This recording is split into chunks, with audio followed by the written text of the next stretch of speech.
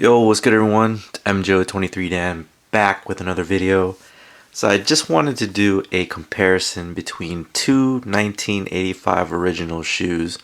So on your left you have the original Air Jordan 1 from 1985, and on your right you have the Sang Air Jordan 1 knockoff. So as you guys have seen the video, or you haven't seen the video, I'll throw up a card just so that you guys can click that and check it out. But I made a video about the pair on the right and how I obtained it, what it means to me, and all that stuff. And I thought it was just really dope that in comparing these two shoes, how similar they still look. So, back then, you couldn't really imagine how the two pairs would kind of look identical to each other. Michael Jordan was an up-and-coming superstar. So you have companies like Sang, Stadia, the XJ9000. There's another one that I learned today was CalPro. I don't know exactly like the true history of it, but it just seems to me that these companies were scrambling to create the first knockoff Air Jordan 1 and, just kind of capitalize off Michael Jordan's name. So anyways, what I wanted to do for you today was just to give you a comparison between the two. So as you can see, the panels there, they look pretty similar. Even the cuts of leather as well. You do notice that the swoosh on the Air Jordan 1 on the Sang is replaced with an arrow, and the arrow is their trademark signature.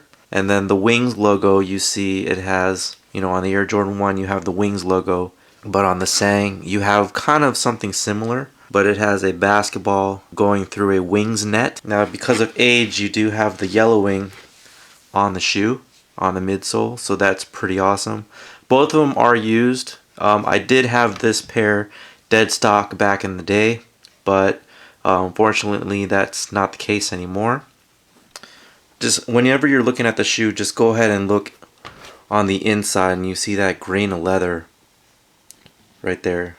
It's just very thick cuts. As you can see, you see that full grain leather. This is the Sang version, and then this is the original Air Jordan 1. So you kind of see that, that wear happening. That's all natural, so you can kind of see it like coming apart. So that's natural. Looking from the top down into the collar, you see the Nike Air on the tongue there, and you see the Sang trademark on that side. Here they have the stamping on the side of the Air Jordan 1. This is a size 10, 85, 05, 07 TH. Here they don't have that, so you don't see it. But as I showed you in the other video, there is like an inside tag right in there. The padding on the tongue is pretty much identical. You got that foam insert in the tongue. This is a nylon backing. This almost feels like a cotton, but it is a nylon as well. There's a close-up of the arrow. And here's the Nike swoosh. Heading to the toe, you can see the difference there in width, length, shape. This pair right here is the Sang. This one right here is the Air Jordan 1. Again, notice the cut of leather right there. Phenomenal. Here's just a close-up of the toe. The stitching is the same all throughout the midsole. Kind of just how they made shoes back then. And then jump into the outsole.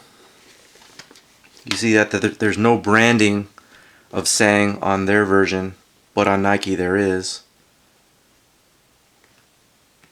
You'll see that these notches on the Air Jordan 1, they go up. Kind of look like musical notes. Whereas on the Sang, they go down. Then here's the forefoot. You have the bigger circle on the Air Jordan 1, smaller circle on the Sang. And then the color is just different as well all throughout. So you have kind of like a gym red, and this is just kind of like a faded red. Again, that's probably just due to age, but you just seen it in hand, that's how it is. As far as stars are concerned, the Air Jordan 1 still has those stars present. And then the Sang, you do see some stars, but there's a lot of drag on it.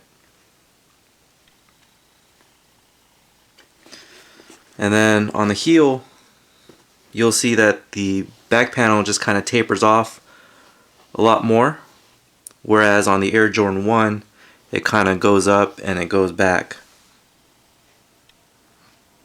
They also have that other line of stitching right there on the medial portion here as well, where there's nothing here present. And then one thing that you always want to look for originals is the piece of thread that goes past the swoosh. And then on this one it goes past as well. But you do see that the line, it goes up and then it goes along on this kind of like triple stitched. And then this area right here on the ankle collar is a bit bigger than it is on the OG. So you'll notice that the stitching, it kind of goes up and then there's like a big gap in between the parallel lines of the stitch right there. Anyways, thanks for tuning in.